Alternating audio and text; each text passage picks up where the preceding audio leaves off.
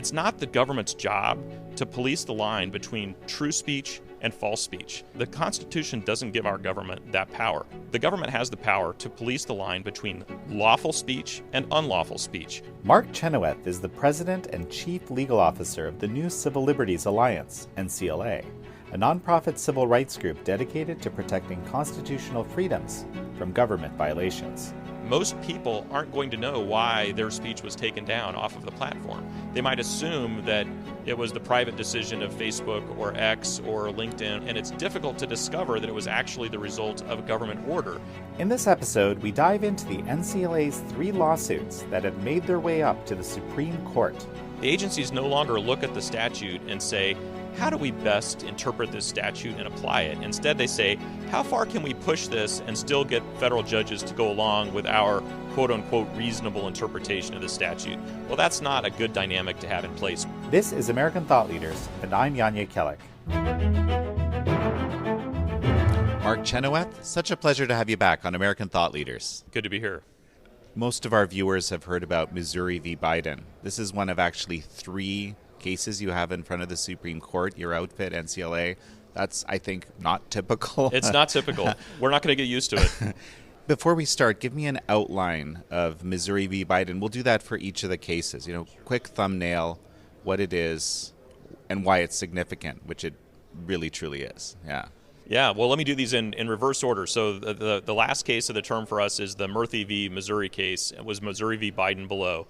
And this is the case in which we have shown and we've had obtained an injunction against the administration over all of the social media censorship that it has been engaged in. So this is multiple agencies of the federal government telling then Twitter, now X, Facebook, LinkedIn, some of these other social media platforms to take particular ideas and individuals off of those platforms, and then the companies complying because of the pressure that they were put under by the administration in these cases. The second case that we just argued at the Supreme Court is the Garland v. Cargill case, and this is another one that we won below.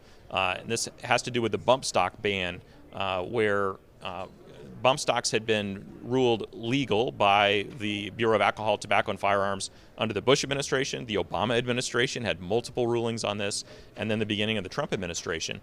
Then ATF decided after the massacre in Las Vegas, frankly, where bump stocks were used, that they wanted to outlaw them. But instead of going through Congress, as they should have done, the agency just outlawed it on its own. And that's the problem that we have, and so we're taking that issue up to the Supreme Court. And that's a particular, I guess, relevant to your third case as well, right? Well, right, because our third case has to do with deference to administrative agencies. And so there were actually 2 cases argued. Ours is called Relentless v. Department of Commerce. The other case was Loper Bright v. Raimondo, who's the Secretary of the Department of Commerce. But the issue in both cases is whether or not a federal judge has to defer to a federal agency's interpretation of a statute when there's an ambiguity. And under the deference doctrine called Chevron, if the agency's interpretation is reasonable, then a judge has to defer to that. And our view is, wait a minute, if you're suing an agency or an agency is suing you, then you need to have a fair judge, not a judge who's deferring to the agency's view of the law. No, absolutely. But this Chevron deference, as it's often called, I mean, as far as I can tell, over 40 years, it has created a situation where agencies are kind of making a lot of law, and it's almost like Congress has decided that, well, that's okay. And it's created an incentive for agencies to be more promiscuous in the sense of, or adventuresome, if you prefer, in the kinds of things that they're willing to see if they can get away with. And the way it's been explained to me by someone at the Department of Justice who saw this particular dynamic in play, the agencies no longer look at the statute and say, how do we best interpret this statute and apply it? Instead, they say, how far can we push this and still get federal judges to go along with our quote-unquote reasonable interpretation of the statute? Well, that's not a good dynamic to have in place. We need to get back to a world in which the agencies expect the judges to enforce the law as Congress wrote it. One of our reporters, Sam Dorman, actually, he knows that I'm very interested in Chevron deference. He's, done a kind of a long interview with Philip Hamburger back in the day, actually, at NCLA. My boss. Exactly. Yes. And he told me that he actually sent me something that it was interesting. It suggested that one of the justices is referring to Chevron kind of in the past tense, which you're aware of this? I did hear about this. Yeah. How do you interpret that? Well, it's always hard to read the tea leaves, but Justice Jackson, in the oral argument in the Corner Post case, which is not one of our cases, asked a question where she said, well, something along the lines of, well, yes, that would be true if we had Chevron, but in a world where there isn't Chevron anymore, then how do you answer the question? And so a lot of people have looked at that and said, oh, I wonder if there's a decision already circulating that where Chevron would go away. Later in the same argument, Justice Kagan asked a hypothetical, and she sort of explained 3 different times that this is just a hypothetical, but if there isn't Chevron anymore, then and then went on with her question. So folks are looking at that and thinking that might be indicative of where the court is leaning on the Relentless and Loper-Bright cases. Well, and I guess they're discussing that right now, and there's an opinion being formulated. So when will we know about this? This is one of the most important, or perhaps underrated, but yet important pieces of administrative law ever. Marbury v. Madison is probably the most cited case. The Chevron case is the second most cited case. So it's been very influential over the last 40 years, unfortunately. And the other thing I would say about it is the New Civil Liberties Alliance was founded in large part to try to do away with the Chevron doctrine. Our founder, Philip Hamburger, whom you mentioned, has a very important theory about why Chevron deference violates individual liberty. It's not just a problem of sort of the structural things of how it creates incentives for Congress and incentives for the agency. It also violates people's individual rights. And so we wanted to get that argument in front of the justices as well. No one, in the 40 years that Chevron has been on the books, no one has ever made that argument about the violation of individual rights to the justices at the Supreme Court. So we were able to do that in January, and we'll see if that made a difference. These other 2 cases, there's a lot of people interested in, but Missouri v. Biden, now Murthy v. Missouri, it's hard to fathom what the world will look like if this case doesn't work out on the side of the First Amendment. So to take a step back for those who haven't been following sort of the things that have come to light as a result of the discovery in this case, and it's not just the discovery in this case, it's also the Twitter files that Elon Musk released had a lot of information in it that's been useful to this litigation. What we have learned is that there were multiple instances, and by multiple I don't mean like 5 or 10, I mean hundreds of times when different agencies in the federal government went to the various platforms and directed them to take down particular kinds of speech. They even worked with them to try to change their policies on what would and wouldn't be allowed on those platforms. Already we're in violating First Amendment territory, because what the First Amendment states is that Congress shall make no law abridging the freedom of speech. And if you look at what abridging means, it's not a term we use that much anymore, but it means diminishing. And so do you think if the administration is calling these platforms and telling them to take down speech, that might be diminishing the amount of speech on those platforms? Of course it is. And that's the standard that the Supreme Court ought to apply. Now, there's a lot of precedents that have been built up over time about what does and doesn't count as so-called state action. And a lot of the cases that have been brought historically have been cases where someone was trying to show that a private entity was engaged in state action. And you want to be careful before you decide that some company or some other entity is the government, because all sorts of kinds of extra obligations would apply to them at that point. And so what those precedents have said is there has to be a showing of coercion or pressure or significant entwinement or encouragement. These are all sort of the legal terms that you have to demonstrate in order to show that level of state action that would then lead the First Amendment to apply. We're not suing the platforms. That's not the defendant here. We sued the government agencies that were guilty of the censorship, of ordering the censorship. And so really the standard that ought to apply is just abridging. Did they diminish speech or did they not diminish speech by these actions? And it's crystal clear that these actions diminish speech. And if they can get away with it, then they'll keep doing it. So, since this case was launched, and of course the discovery on this case is I don't have an opportunity to read through entire cases, but this was sort of so riveting that I did. Yeah. What we've learned is this wasn't just some rogue actors in different agencies, right? This was a systematic effort on the part of the administration to tamp down on certain ideas. One of the things that they were interested in tamping down on was anyone who had anything to criticize about the government's narrative around COVID-19 or the different ways in which the government was trying to handle COVID-19, including vaccine mandates, vaccine development, and so forth. And so, and there was some of this that predated the current administration, but it really ramped up in January of 2021. And one of the very first things that happened was the story went out when Hank Aaron died, that maybe he had died soon after getting the COVID vaccine. Now, I haven't run that to ground. I don't know if that's true, but that rumor was circulating, and the administration jumped on that, and they were immediately telling folks, take that down. Don't spread that story. The problem is, it's not the government's job to police the line between true speech and false speech. That's not, the Constitution doesn't give our government that power. The government has the power to police the line between lawful speech and unlawful speech. So is there child porn up on the internet? The government can take that down because that's unlawful. It's illegal. You can take that down. They can tell the platforms to take that speech down. And there are lots of other kinds of illegal speech that we can think of that the government can police.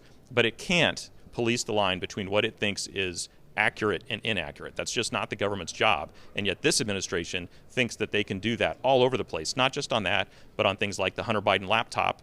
And Jan, you'll appreciate this immediately. The things that they were often telling the platforms to take down were actually truthful speech. So they said that they were false speech, but they weren't. They were truthful. And that's one of the reasons why the government can't be in the business of policing the truth, because it's not very good at it. Well, one of the things that we've learned, and I think this is I learned since the launch of Missouri v. Biden, which, of course, I just want to add, of course, was done with the states of Louisiana and Missouri as well. So it's absolutely. Not just, I think everybody should know that. Yeah, we represent 4 private plaintiffs in the lawsuit, but obviously the state of Louisiana represents itself and the state of Missouri represents itself. This idea, have you heard of this term malinformation? Oh, sure. Because there's misinformation, MDM, right? Misinformation, disinformation, malinformation. There's actually a term for what you just described. Well, so I've heard it explained different ways, but I think that there's a difference between information that is sort of maybe deliberately false and information that maybe is negligently or accidentally false. So that's one of the distinctions between sort of misinformation, disinformation. And then malinformation is maybe the most insidious, because my understanding is malinformation is information that they concede is true, but it's unhelpful for that information to be out there. Well, I'm sorry that it's inconvenient that, for example, natural immunity to COVID-19 exists, but it's true that if you have had COVID and you've recovered from it, that you have antibodies and that it's much harder for you to get it a second time. And that was important, accurate, truthful information that deserved to be out in the conversation, and the government systematically suppressed that kind of information from being on these social media platforms, and it's just criminal. It's not literally criminal, but yeah. Well, what are the implications of there being a class of information judged by the government, truthful but let's call it truthful but inconvenient. Okay, right. That's the shorthand. An inconvenient truth, you might call it. Well, explain to me the implications of that being something that's actually used, and there's multiple instances of this, as you just described to me, right? Right. Well, the government has a right to its own speech, right? There's this government speech doctrine, and so if the government wants to go out there on its own platforms and to spread its own message, it's welcome to do that. What it can't do is go out there and suppress the counter messages that other people might have, or the information other people might be putting out there to question the official narrative. And yet that's what they're trying to do, and they're doing it under this banner of misinformation, disinformation, and malinformation, as though that has anything to do with what the Constitution permits. There is no mention of misinformation, disinformation, or malinformation in the Constitution, and there have been tremendous precedents from the Supreme Court saying that it's not the job of the government to do this, that the people are the watchguards of truth. The government is not the watchguard of truth. Well, exactly, because the implication of this, the malinformation is kind of a mind job to me, because it's sort of saying if it's effectively government information, because who decides if it's inconvenient? In this case, it's the government deciding. That speech is somehow more important or more valuable, even if, or like, is it speech to suppress? I don't know. I'm thinking about that, but basically, what they're doing is more important, more valuable than the actual true information. And the way that we arrive at truth in science and in public policy debates is to have a free flow of information where people put forward different hypotheses, and if we're going to reach the truth, some of the hypotheses that people put forward are going to be wrong.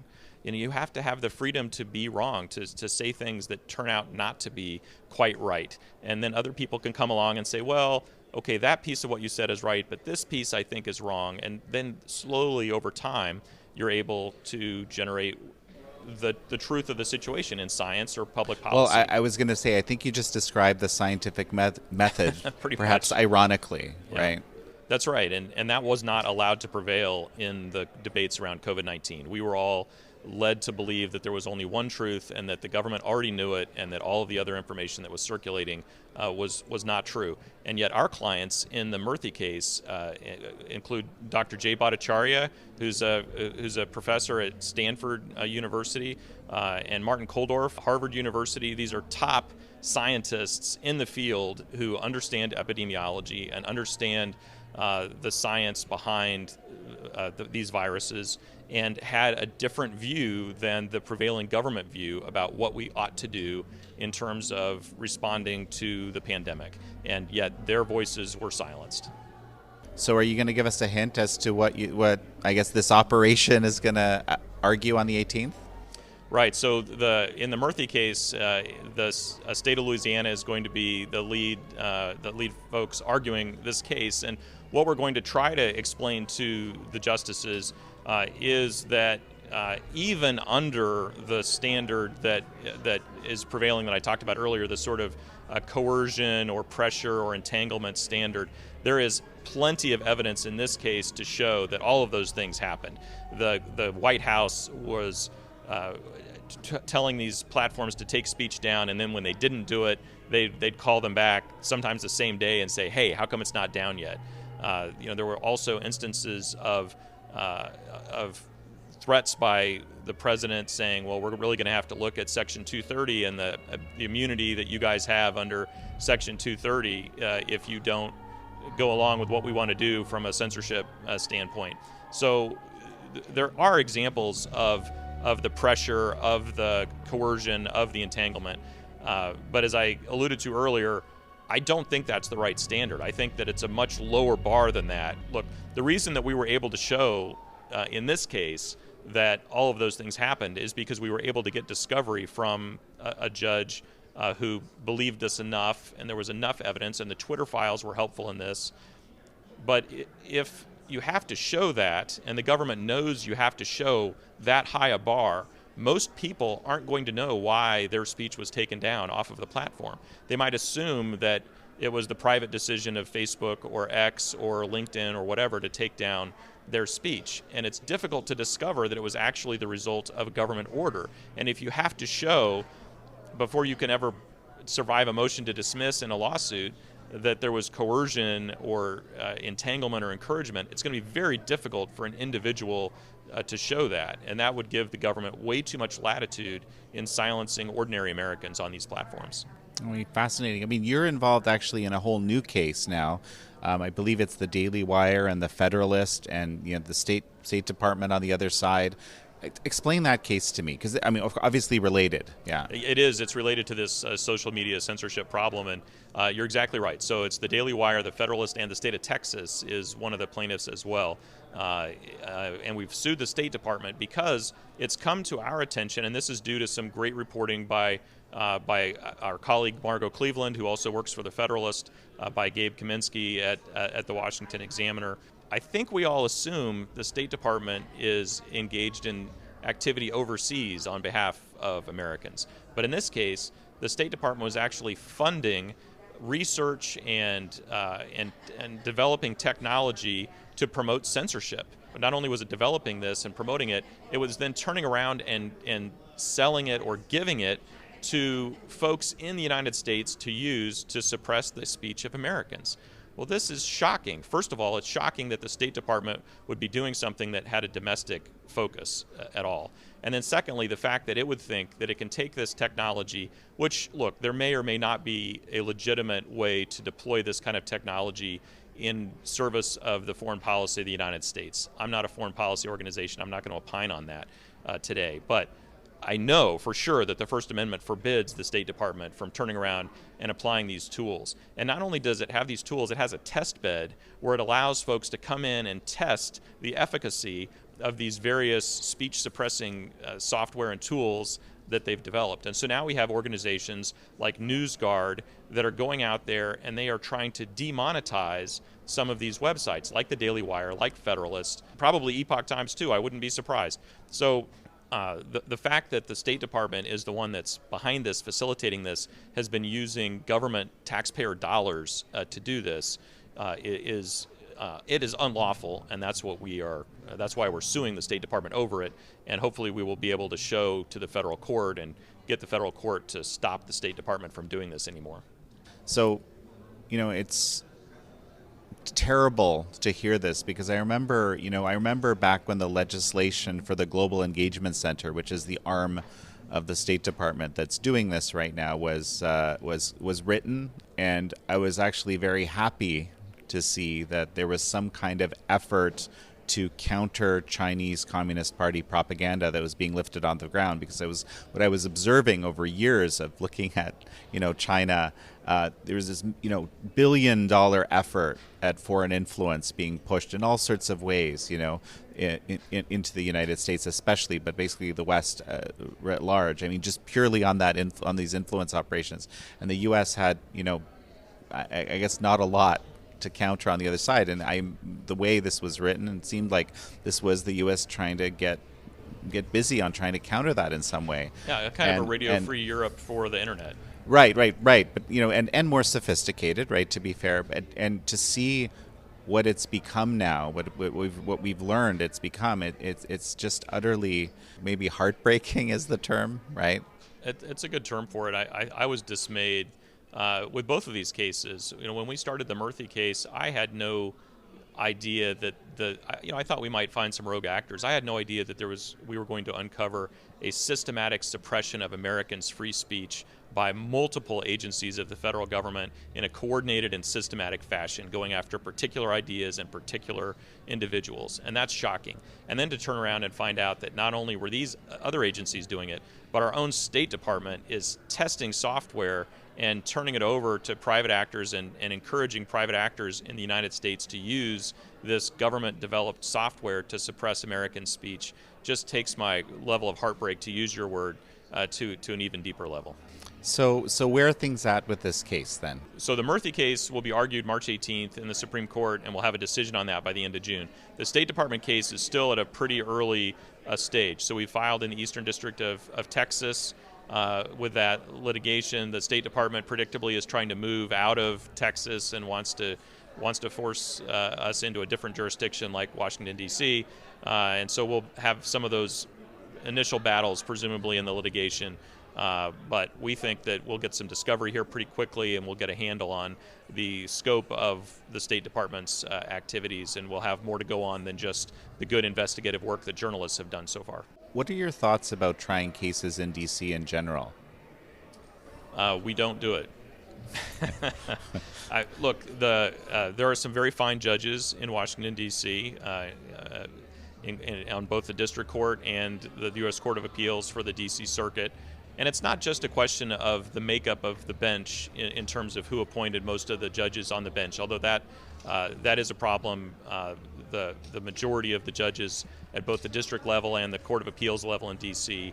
Are appointed by folks who do not share the same jurisprudential approach that the New Civil Liberties Alliance has. But it goes beyond that too. The judges in D.C., and this would even include some of the folks who've been elevated from the D.C. Circuit to the Supreme Court, like maybe even Chief Justice Roberts, they're a little more willing to go along with the government's view on things, or a little more willing to go along with administrative agency perspective on things than some of the judges in we'll call the hinterlands that don't live inside the Beltway and maybe are not as mesmerized by the government's view or not as prepared to go along with the government's representations about different things. This issue seems to keep coming up. Basically, that's the reason I mention it. But there are examples too of we had a case against the nationwide eviction moratorium that we had brought in the Northern District of Georgia and tried to bring up through the 11th Circuit.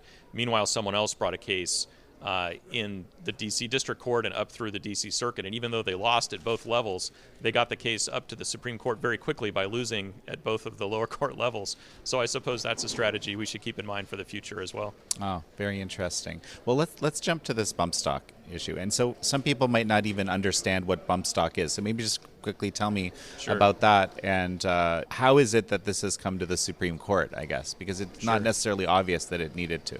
So we won below, and the Solicitor General sought a petition of certiorari. And usually, if the Solicitor General seeks a petition in a case in which a federal statute or a federal rule has been set aside by a lower court, the Supreme Court will usually take a look at that. We're also in a situation here where we have 4 different courts of appeals who have looked at this question. We won in the 5th Circuit. There was another case that won in the 6th Circuit. We lost in the 10th Circuit, and there was another case that lost in the D.C. Circuit. So you have 2 circuit courts on both sides of the issue. So it really was maybe a moderate circuit split, but it's the kind of case you can't have the law a law like this be applied in 2 different ways. So in other words, it might actually be obvious that it's a case that should be going to the Supreme Court. Okay, I stand corrected. Yeah. Well, I think there's been some narrative out there, Jan, that the Supreme Court is looking to reach out and take Second Amendment cases or like try to vindicate gun rights or something like that. And I think that the problem with that narrative in this case is, first of all, it's not a Second Amendment case, and we'll get back to that. But secondly, the court did not reach out for this case. In fact, it denied cert in one of our earlier cases. It denied cert several times, actually, in cases having to do with bump stocks. This is the first time it granted cert. It's also the first time that the government was the one asking for cert. So I think that it was high time for the court, frankly, to look at this issue. The rule went into effect in 2019. As a result of the rule, 500,000 folks were turned into felons overnight. This was and this is just explain what this device is, right? Yeah.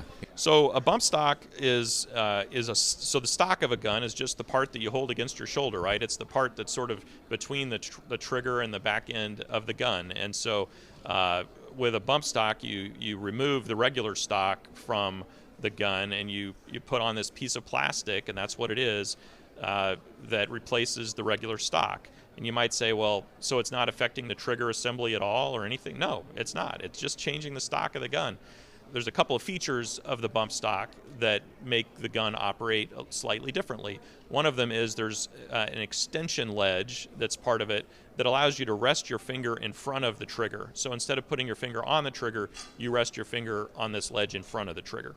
The other thing is that there's a little bit of a gap, about a 1-inch gap, that when the gun recoils, instead of the whole thing just coming back against your shoulder, at first it recoils into that space for about an inch before it comes back against your shoulder. And a combination of that gap and having that extension ledge means that you're able to bump fire the weapon. And what bump firing is instead of pulling the trigger with your finger, and here I'm going to switch hands with my microphone, you have to use your offhand, your non-trigger hand, to push the gun away from you. And that's counterintuitive. Ordinarily, if you're firing a weapon, you're pulling the whole weapon into your shoulder, at least if it's a long gun. Here, you're simultaneously pulling with your trigger hand back and pushing with your non-trigger hand out in kind of a separating kind of a motion. And when you do that, it pushes the trigger into your finger rather than pulling back on it. And if you keep doing that multiple times, then you can essentially fire faster if you can become good at it. It's not intuitive. It's not natural. Look, anybody can pick up a machine gun, pull the trigger, and just a whole bunch of bullets come out. And of course, the question in front of the court is whether or not a semi-automatic weapon equipped with a bump stock is a machine gun. And the government says that it is, and we say that it isn't. And in particular, we say, look, if you want to ban this weapon and call it a machine gun, that's something Congress needs to do, because Congress is the one that decides whether something is criminal behavior or not. You can't, as an agency, just reinterpret a statute to increase the scope of criminality. I mean, remember, ATF said for 15 plus years, this device is perfectly lawful. And then they just turned around and said, no, actually, we're going to say that this is a machine gun that's illegal. So when Congress banned machine guns back in 1986, and President Reagan signed that law banning machine guns, they put a 10-year prison sentence on that. And by the way, the rule also, it just bans the bump stock. So even if you didn't own a semi-automatic weapon and you just had possession of a bump stock, you'd be facing potentially 10 years in federal prison. Well, the Congress never said that. And Congress, by the way, wouldn't say that. There have been a number of bills introduced in Congress to ban bump stocks. They've never passed, including you may remember there was a bipartisan gun control bill that did pass Congress here a couple of years ago, didn't ban bump stocks. They've looked at this question multiple times. They've never been able to get a majority to do it. And so there's a sort of a democratic deficit problem here as well, of the agency doing something that Congress looked at and deliberately didn't do. And so we think that it's important that the court recognize that, and that the court not allow a federal agency to increase the scope of criminal law. Oh, fascinating. You see, there's 500,000 people that are in jeopardy here, basically. Well, so the rule told folks you either have to destroy your bump stock by, sawing it in two or something like that, or turn it into your local ATF authority. So our clients, for example, turned it into ATF but said, hold on to these because we're suing you and we want these back when we win. And so our clients, if they win, will get them back. A lot of people presumably won't get them back because they didn't have a similar thing, or they destroyed them. But I think that the principle still matters, that you can't have ATF be the one that decides whether it's a bump stock or a pistol brace or something else. It's not the role of ATF to decide that things are unlawful. Now, it's a little bit different if you're talking about something that obviously is a machine gun and someone's trying to kind of defeat and that's why there's a statutory definition that ATF is empowered to employ against those sorts of devices. And what Congress has said in terms of what makes something a machine gun is if it automatically fires more than one bullet with a single function of the trigger. And so those two terms are the terms that the court's going to be looking at. What counts as automatically, what counts as a single function of the trigger. Now, as I explained earlier, bump stocks are not automatic, because in order to overcome the recoil after each bullet fires, you have to re-engage with your non-trigger hand to push forward. That is literally a manual activity that you're engaged in, pushing forward on the forestock or foregrip of the gun. So for that reason, I think it fails the automatically test. And then in terms of single function of the trigger on the weapon works exactly the same way whether a bump stock is attached or a bump stock isn't attached. It doesn't change the mechanism. The only thing that changed is the stock. We haven't touched the trigger. We haven't done anything to the trigger.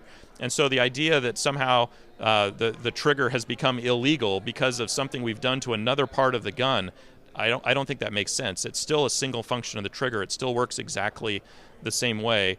Whether you're firing regularly or bump firing, the trigger moves the same distance. They call it bump firing, but the trigger moves the same amount. The same amount of pressure is put on the trigger to initiate firing, and only one bullet is released for every time the trigger is bumped. So it operates as a semi-automatic weapon, not as a machine gun. The one last thing I was curious about, because you said somehow this isn't a Second Amendment issue. Right. It seems to me like it's a Second Amendment issue. But, very briefly, as we finish up, if you can explain that. Sure. Well, when I say that, what I mean is there are no Second Amendment arguments in the case. No one has said that this is not the kind of law that Congress could pass if it wanted to. If Congress had passed this law, then someone might sue and say, well, the Second Amendment doesn't allow you to ban this. But we're not even at that stage here. That's not an issue in the case. And frankly, if Congress had passed this, the New Civil Liberties Alliance wouldn't be protesting it, because our job or our role is to fight against unlawful administrative power, and that's what we see in all three of these cases. We see the ATF using unlawful administrative power in place of Congress to ban bump stocks. We see the Department of Commerce using unlawful administrative power in the Relentless case, where they've gotten Chevron deference, and we didn't even talk about sort of the underlying facts of that case, but essentially the Department of Commerce is trying to force fishermen to pay for federal observers, federal monitors on their boats. That Congress never authorized that. And then lastly, with the social media censorship case, you see unlawful administrative power being used to suppress free speech. So that's what these cases all have in common. And the good news is, Jan, that the Supreme Court agreed to hear all of these cases. And if we win all these cases, and I think we have a really good shot of that, then we'll have struck a blow against unlawful administrative power. Well, Mark Chenoweth, it's such a pleasure to have had you on. Thanks. Thank you all for joining Mark Chenoweth and me on this episode of American Thought Leaders. I'm your host, Yanya Kellick.